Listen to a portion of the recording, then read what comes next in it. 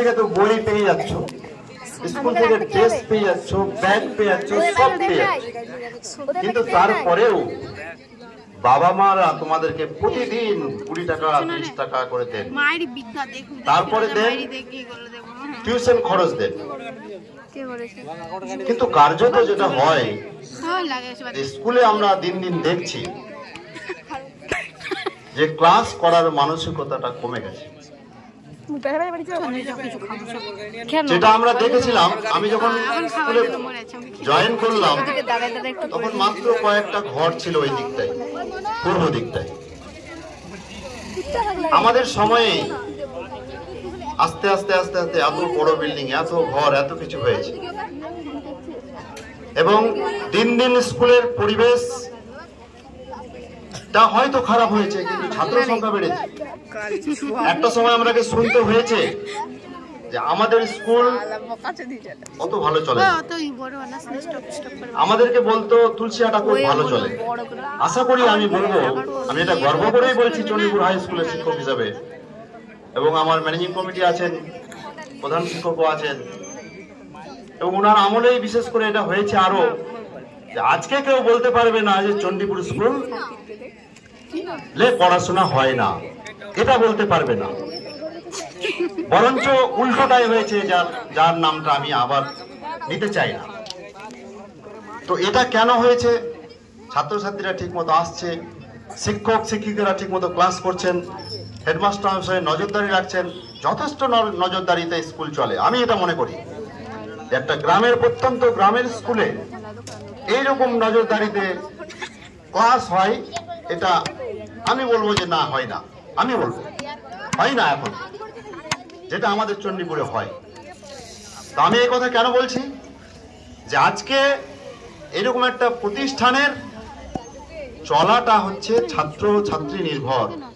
তোমরা যদি ক্লাসে না আসো, তোমরা যদি ঠিক মতো না পড়ো, তাহলে স্যাররা কাদেরকে পড়াবে? আজকে যারা উপস্থিত, কালকে তারা নাই, পরশু দিন আবার আসবে, তারপরে দিন নাই। এরকম একটা পরিস্থিতি কিন্তু স্কুলে চলছে। ছেলেদের মধ্যে ছেলেরা নাই, মেয়েরা আছে। মেয়েরা ক্লাস করছে, ছেলেরা নাই। যারা আসছে তারাও পড়াশোনা করে না ঠিক মতো, রেগুলার নাই। আমার বিদায় বেলায় আর তো আমি কোনোদিন বলতে পারবো না, ক্লাসে বলার সুযোগও পাবো না।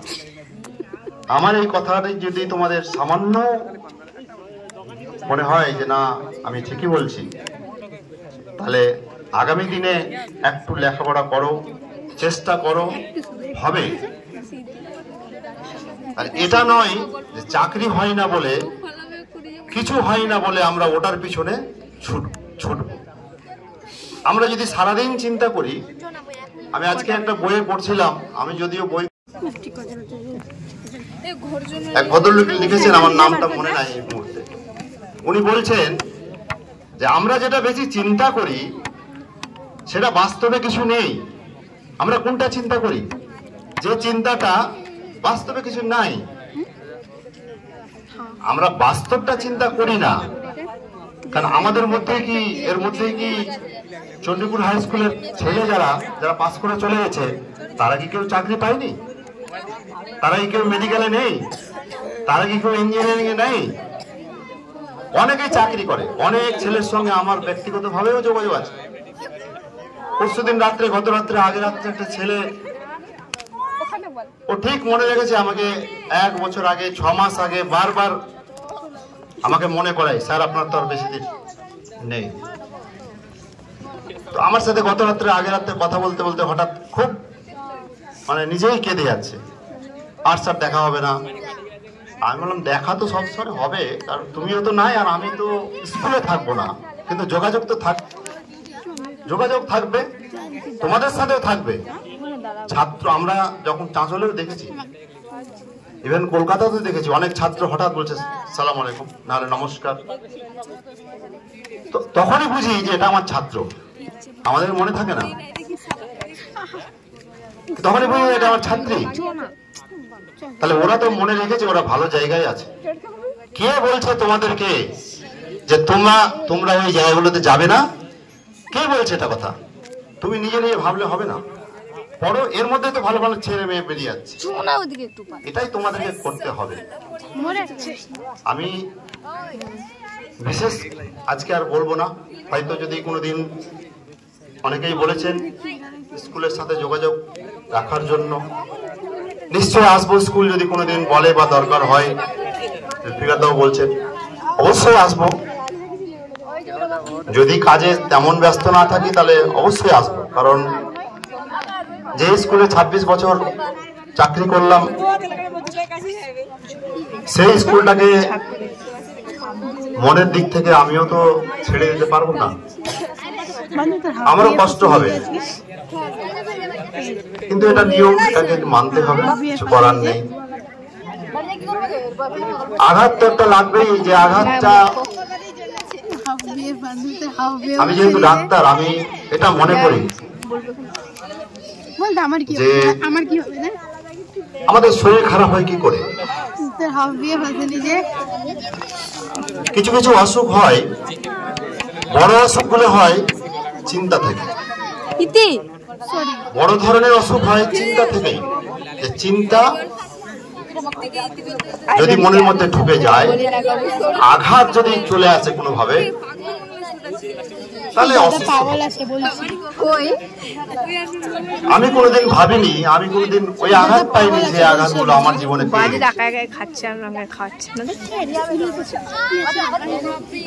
যেমন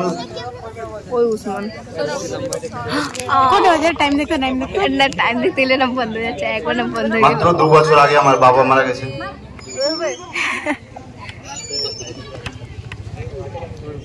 সেটা তো আমি কোনদিন বলতে পারবো না। আজকের কথাটাও একটা মৃত্যুর সমানই, এটা একটা আঘাত, যে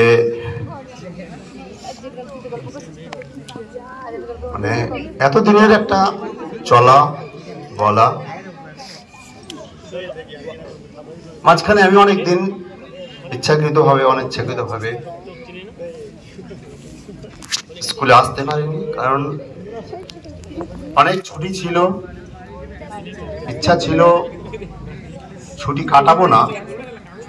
আমি আমার হেডমাস্টার মশাইকেও বলেছিলাম যে আমি আসবো, কিন্তু পরিস্থিতি অনুযায়ী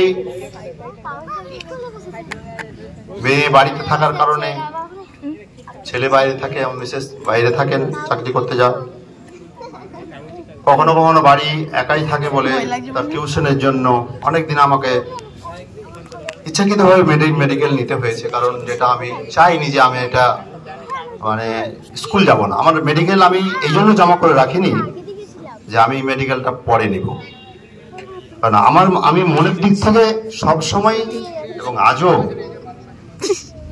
আজও আমি মনে করি যে আমি যে কোনো কাজ আমি করতে দ্বিধাবোধ করব না, এবং পিছপা আমি হইনি যে আমি ক্লাসে যাব না, আমি দেরি করে যাব। হয়তো হেডমাস্টার মশাই বা অন্যান্য সভাপতি বলবেন, এবং আমাকে যতটুকু দায়িত্ব হেডমাস্টার মশাই দিয়েছেন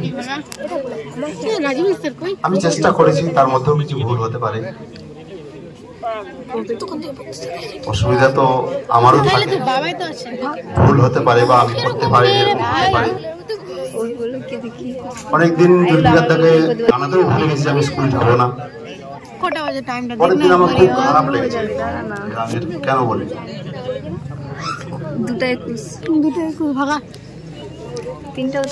কারণটা হচ্ছে যে বিবেক এমন একটা জিনিস, স্কুলে চাকরি করছি আমি, যার একজনের আন্ডারে করছি এবং যিনি দায়িত্বে আছেন, যতদিন আমি কাজ করব শেষ দিন পর্যন্ত আমার এটা থাকা উচিত যে আমার খবরটা জানিয়ে দেওয়া, কারণ আমার যারা আমরা চাকরি করছি এখনো, মানে স্কুলে হোক বা অন্য জায়গায় হোক, আমাদের একটা খুঁটি বাঁধা আছে, আমাদের শক্তি এটাই। আমি বাইরে অনেক কিছু করছি, অনেক কাজ, কিন্তু এটা মানতেই হবে, এই স্কুলটাই হচ্ছে আমাদের। এটা আমি মানি যে না, এটা মানতে হবে। কারণ এটা আমি আজকে একটা সরকারি চাকরি, আমি কত মাইনে পাই কি করি সেটা নয়, তবে তার আমার প্রতিবাদ আছে। আমি অন্য জায়গায় 10 মিনিট পরে যাই, অন্য কাজ যদি না করি, এটা আমার করতে হবে, এটা বাধ্যতামূলক। এবং এইটা যদি আমি না মানতে পারি, এটা মানার উদ্দেশ্যটা কি? আমি ভালো হব, আমি ভালো, আমাকে প্রমাণ করতে হবে যে আমি ভালো। কারণ আমি কাজ করলে আমাকে নিষ্ঠার সাথে করতে হবে। সবাই আমরা করছি, আমি কাউকে দোষারোপ করতে চাই না। আমি এই কথাগুলো হয়ে যায় এই জন্যই বলছি যে আজকে নো ডাউট আমি সবার থেকে বড় বলে আমাকে এখানে বিদায় নিতে হচ্ছে। আমি আপনাদের মধ্যে ছিলাম, সবার কাছ থেকে, আমি বলবো না যে কাউরি কাছ থেকে আমি কোনো বাজে আচরণ আমি পাইনি। আমি চেষ্টা করেছি সবার সাথে ভালো আচরণ করে, আমি পাশাপাশি তাদেরকে যতটা সহযোগিতা করা যায়, কারণ সহযোগিতা ছাড়া কিছু চলে না। একাই তো আমরা অনেক কিছু করতে পারি, কিন্তু অনেক জায়গায় পারিও না। স্কুলটা তো একটা সামাজিক প্রতিষ্ঠান, এখানে যদি আমি আমার কলিগদের সাথে মিশতে না পারি, এখানে যদি আমি আমার হেডমাস্টারের সাথে মিশতে না পারি, এখানে যদি আমার টেবিলটার মধ্যে আমি গোলমাল করে রাখি, এখানে যদি আমি আমার দায়িত্ব পালনে অবহেলা করি, তাহলে তার যে পরিসরটা, তার যে বাইরের রিফ্লেকশনটা, এটা কিন্তু বাইরে পড়বে। আর আমরা মনে করছি যে আমি তো ক্লাস নিচ্ছি না, তো কি হবে, আমি তো পড়াচ্ছি না, তো কি হবে, আমি একটু কম পড়ালাম, আমি নাহলে 2 দিন পড়ালাম না। কিন্তু এটা ছাত্রছাত্রীদের যে কজনই আসে, 2 জন আসলেও তারা তো আগ্রহ করে আসছে। তো আমরা চেষ্টা করব, আমি আমার কলিগদের বলবো যে আগামী দিনে স্কুলের পরিবেশ যেন ঠিক থাকে। কারণ বিদ্যালয়ের নাম আমি যে একটু আগে যে বললাম যে আমাদের বিদ্যালয়ের নাম নো ডাউট এখন অনেক সুনাম, অনেক, এইটা এটাকে রাখতে গেলে আমাদেরকে সামগ্রিকভাবে সবাইকে একসাথে মিলে থাকতে হবে। আমি আর বেশি কিছু বলতে চাই না, অনেক সময় নষ্ট হলো। আমি সকলকে ধন্যবাদ জানিয়ে এবং আন্তরিক শুভেচ্ছা জানিয়ে সবার কাছ থেকে আমি আন্তরিকভাবে আমি বিদায় চাই। ছাত্রছাত্রীদের কাছ থেকে, তোমাদের কাছ থেকে, সবার কাছ থেকে। যদি আমার ক্লাসের মধ্যে কোনো এমনি কোন রকম বাজে আচরণ তোমরা পেয়ে থাকো, হয়তো যেটুকু করেছি স্কুলকে কন্ট্রোল করতে গিয়ে, ক্লাস কন্ট্রোল করতে গিয়ে, পড়াশোনার কথা বলতে গিয়ে হয়তো অনেক রকম বাজে আচরণ হয়ে গেছে, সেটার জন্য তোমরা কিছু মনে করো না। আগামী দিনে ভালোভাবে কাটাও, ভালোভাবে থাকো, এবং শেষে আমার জন্য সবাই দোয়া করো। এটা বলে আমি আমার বক্তব্য শেষ করছি। আসসালামু আলাইকুম।